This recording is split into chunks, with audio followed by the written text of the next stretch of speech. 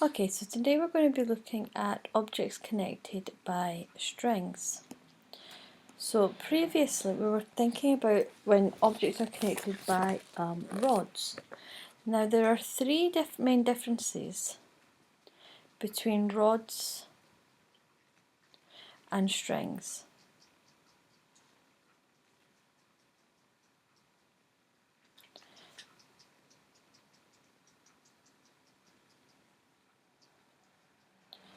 So firstly, a string can change direction.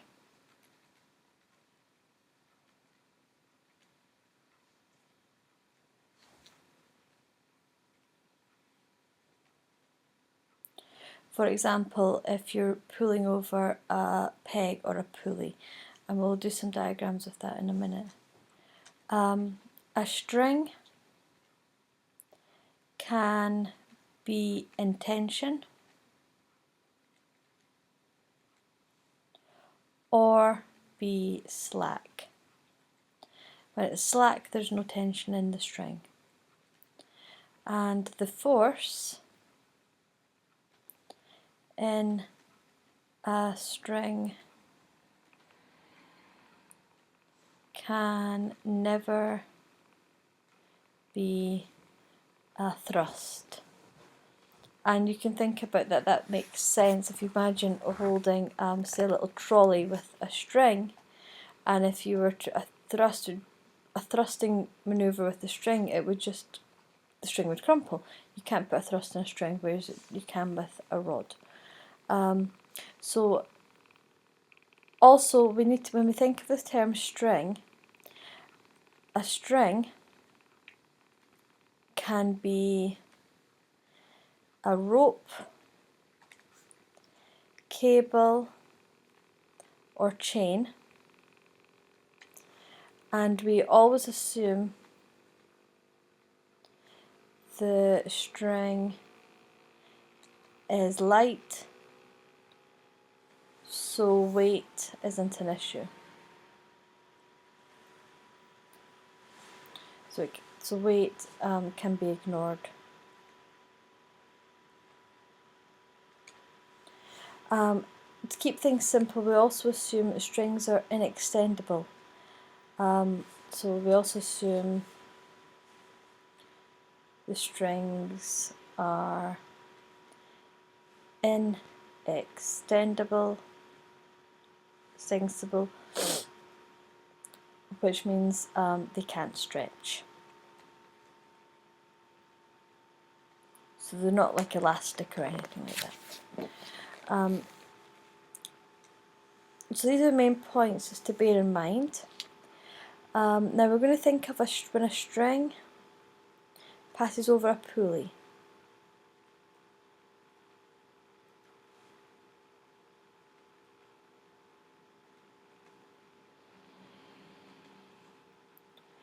The size of the magnitude of the tension is unchanged, but the direction can change. So the magnitude of the tension is unchanged, but the direction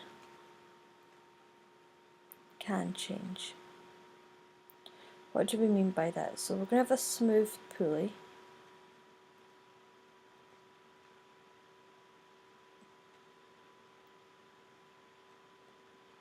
So when you see a drawing like that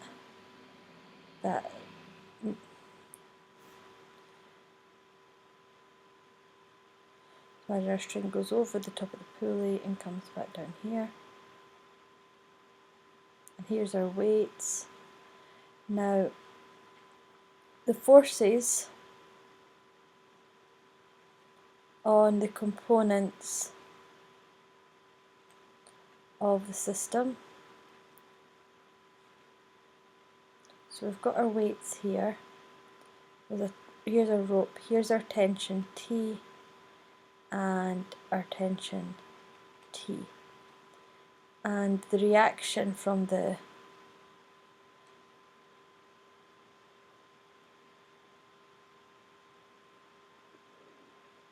from the pulley. So if we think about Newton's third law, is also going to be T and T. And we can also think of, say we have a pulley where we've got something like this happening. So there are different directions. The tension from the weights on the pulley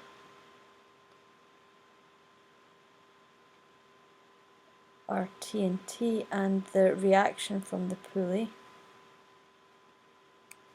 you also going to have this reaction here from the pulley,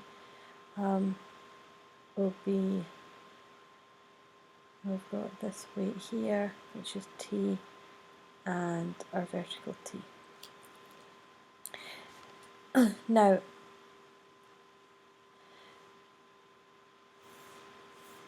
I'll get another page up. So, we need to note here, it's wrong to apply Newton's second, i.e. F equals ma, when the direction of travel changes.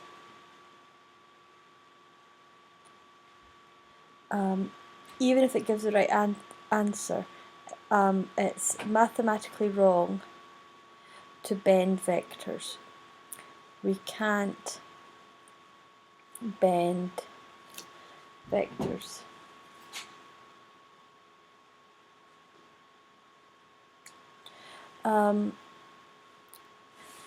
But we can apply Newton's second to parts of the system, and we're going to see that in a minute when we do some examples.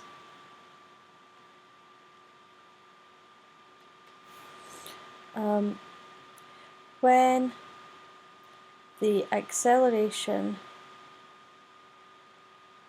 is constant, we can use the equations of motion that we've seen earlier, that we've used earlier.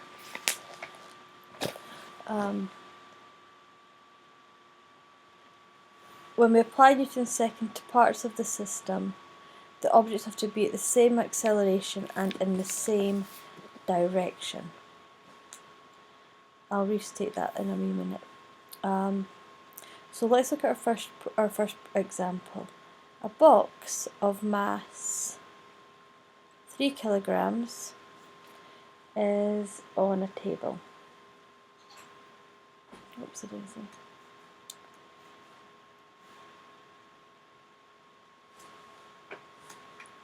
The coefficient of friction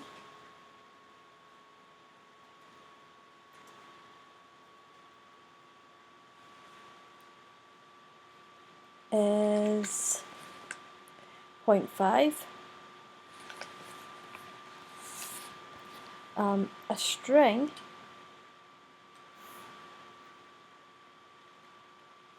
is attached to the box and it passes over a smooth pulley at the edge of the table. The part of the string between the box and the pulley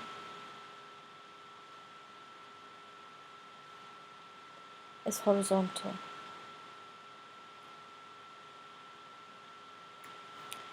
After passing over the pulley, the string hangs vertically with the other end attached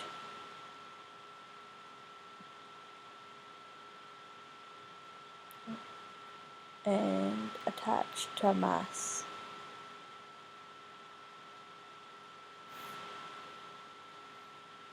of 2 kilograms. The system is released from rest. So part A, find the tension in the string.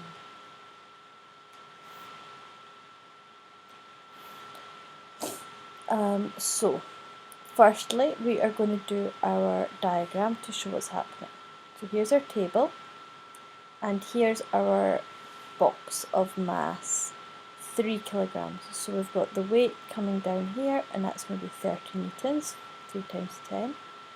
And we've got the normal contact force R. We've got some friction against the motion because it's when the system is released, it says here there's going to be motion in this direction, so we've got friction in the opposite direction. And then we've got a string, and we're going to draw my wee pulley here. So we've got our string, it's horizontal, and then it goes down off the tabletop to some mass, which is 2 kilograms. So there's a force of 20 newtons for the weight, and we've got a tension on the string here, and we'll have a tension in the string here. And we have some acceleration and some acceleration which are going to be equal. So we tackle this in the same ways we've been tackling any problem. We're going to look at the different parts of the system and we're going to resolve vertically for the box. So we're dealing with the box part of this connected system first. So for the vertical, well, we've got R and it must be equal to 30 newtons. And for the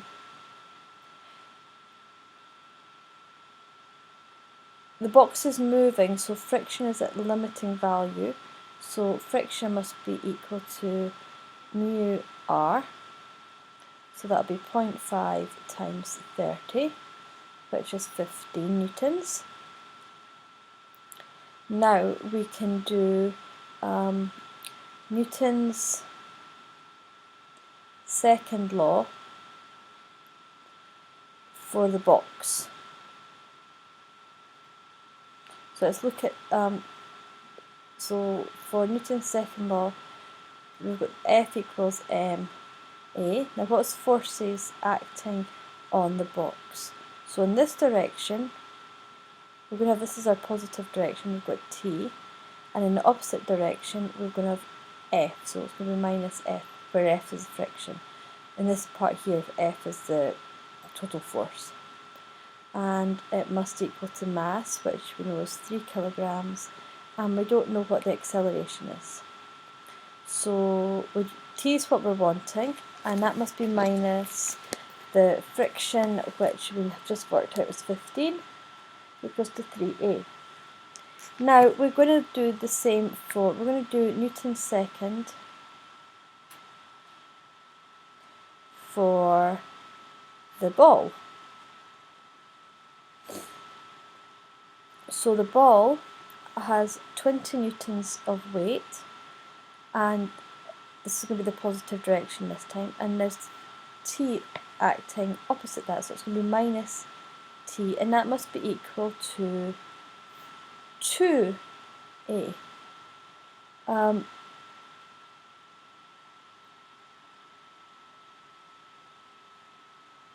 So if we've got,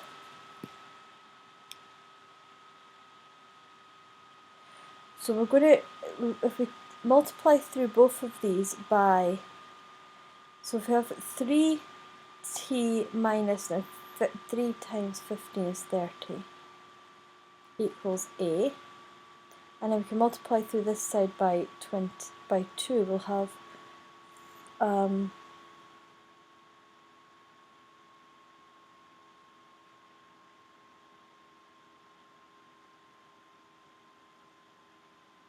40 minus 2t equals a. So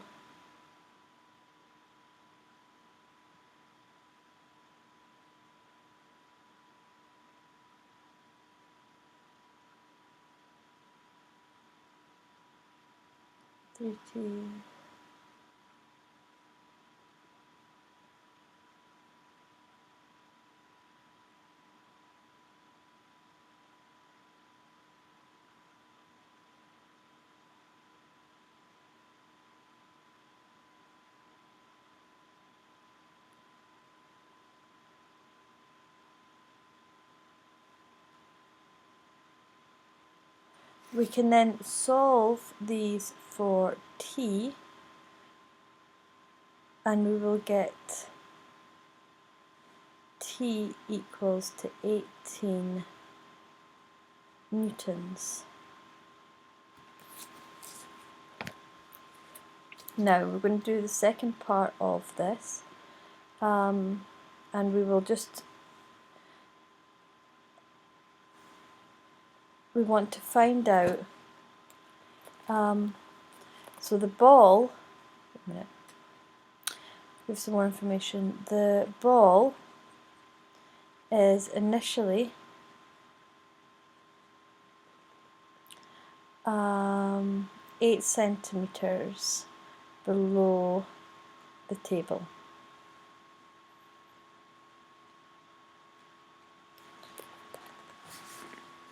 The ball hits the ground after 1.2 seconds. The box has not reached the pulley at this time. So we want to find the height of the table. So, in our system here, we've got our pulley, and here's our ball, and it's 8 centimeters below the tabletop. Now, from the previous, we had 20 minus t equal to 2a, so we had t equaled 18, therefore a must equal 1. So let's now think about this motion of the ball. So the initial velocity is 0 meters per second, and it accelerates at 1 meters per second squared, and it does so for time 1.2 seconds. So we can use our equations of motion. S equals ut plus a half at squared, and so that's going to be 0 plus a half times 1 times 1.2 squared. So that's going to give us 0.72 meters. So the ball falls 0.72 meters. So the height of the table is 72, so that's 72 centimeters, plus 8 centimeters, and that is equal to 80 centimeters.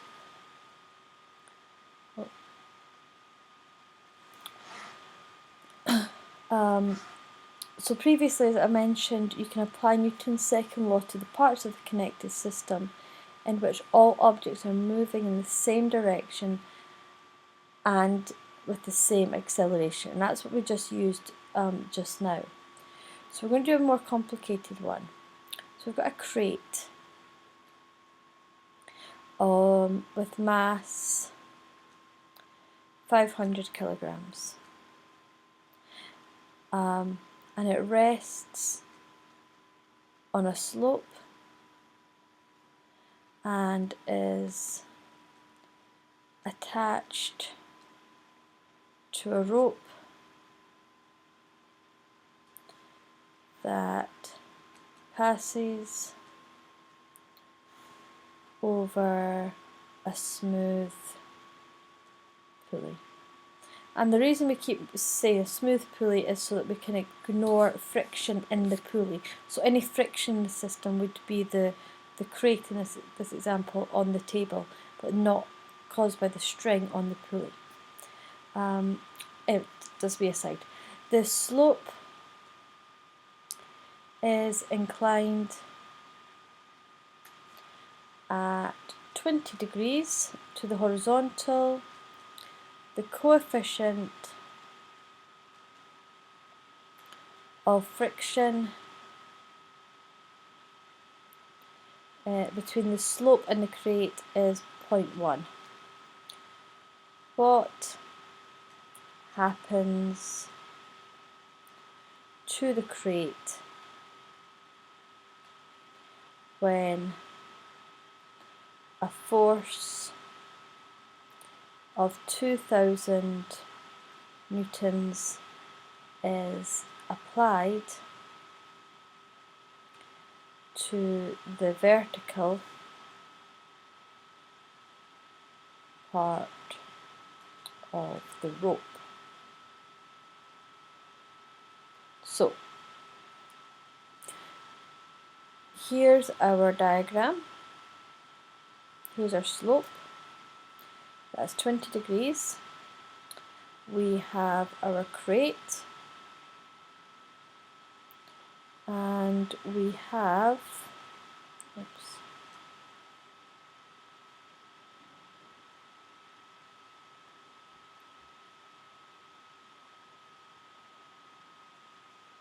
our smooth pulley.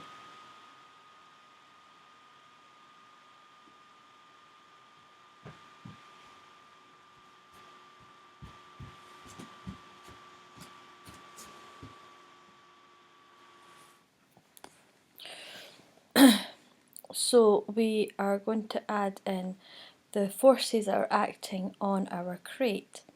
So we have the weight coming down here, and that will be 5,000 newtons.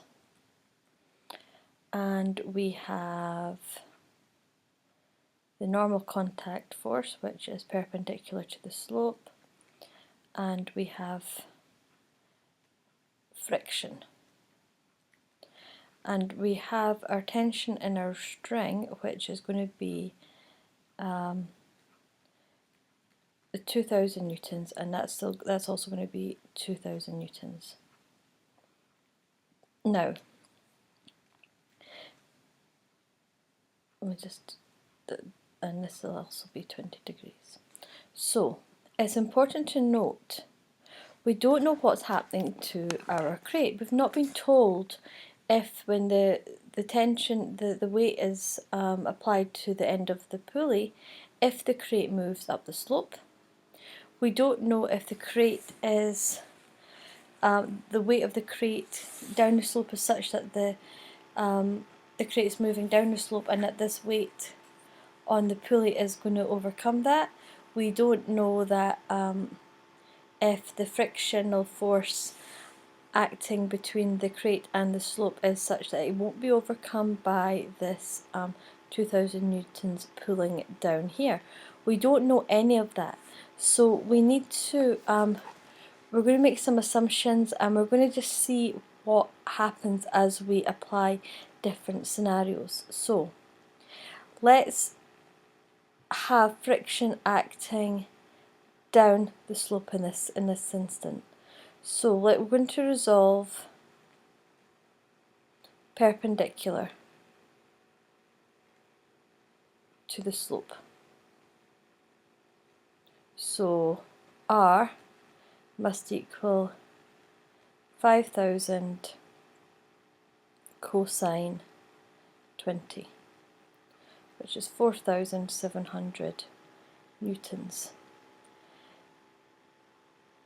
The crate is sliding,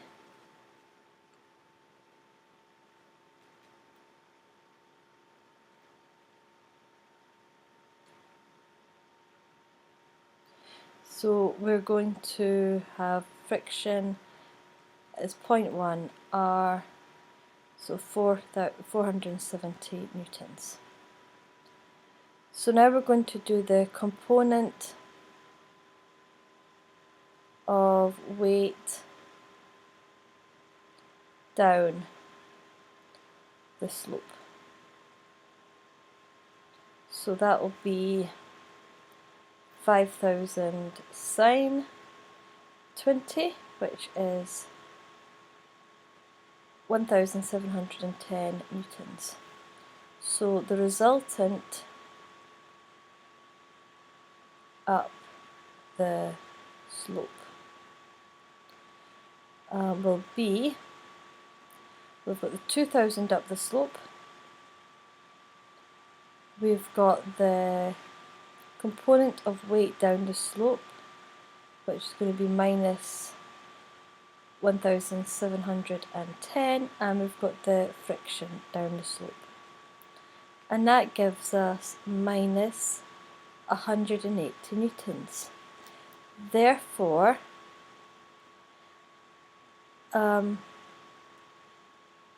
the acceleration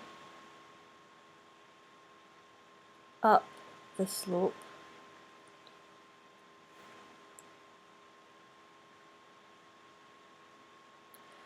would, I'll just try to move it there, would be negative, since the crate is initially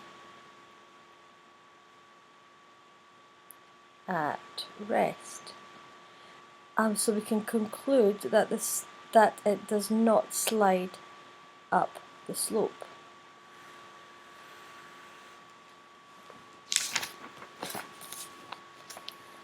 If the crate slides down the slope, so it's going down the slope, we would have,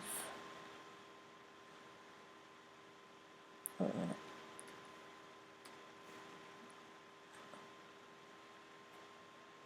So again, that's 20 degrees. Here's our crate. Here's the pulley. We have R. We have 5,000 newtons. We have this time friction would be up the slope, and so with the tension T.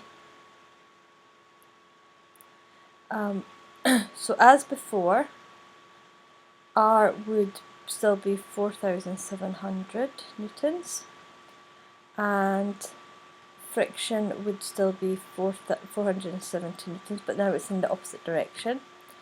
The component of weight down the slope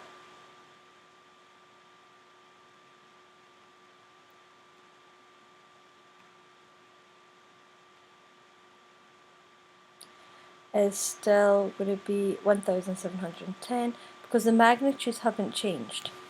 But this time the resultant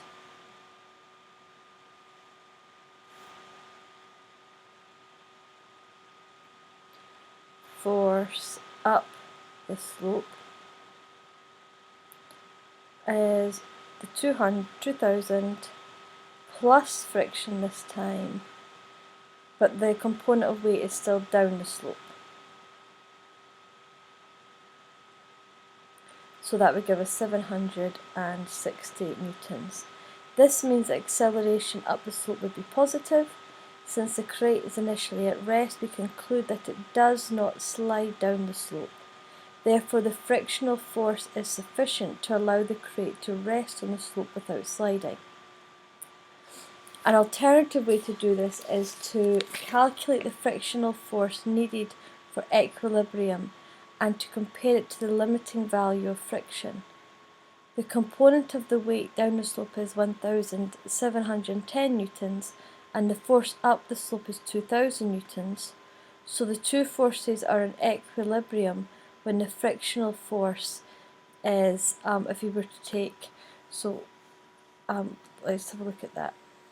So if we've got the 2,000 newtons up the slope and minus the force, the weight down the slope, so that's 1,710, which is 290 newtons. So if the limiting value of friction is going to be 470 newtons, then this is greater than the frictional force needed for equilibrium. So in this situation, friction is not limiting and is sufficient to prevent the crate from sliding. So I hope that helps.